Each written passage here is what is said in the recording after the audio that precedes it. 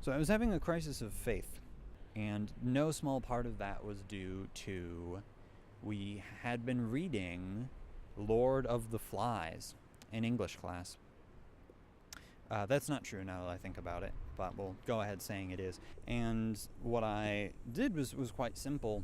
Since I had Beelzebub on the mind because of the book I wasn't reading, I decided, alright, what I'm going to do is reach out. Beelzebub, if you're out there, if you really exist and you grant all kinds of powers, can you give me a signal that says, yes, it's true, I am real, I am listening to you?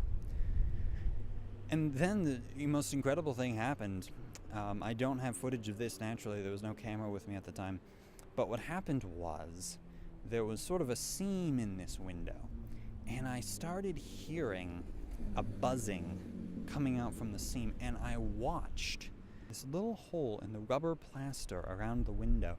I watched a fly crawl out from it, and another, and another. There must have been over a dozen of these crawling flies.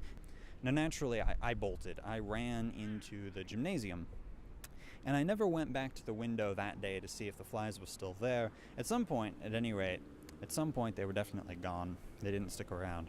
Don't know exactly what happened to them. But I certainly took that as a sign from Beelzebub. But the funny thing about that is, if you get confirmation that the Lord of the Flies exists, I feel like it's a safe inference to assume that he's not the only cosmological power out there. And given Beelzebub's track record, as far as what happens to his loyal servants, I decided not to take up a contract with the poor devil.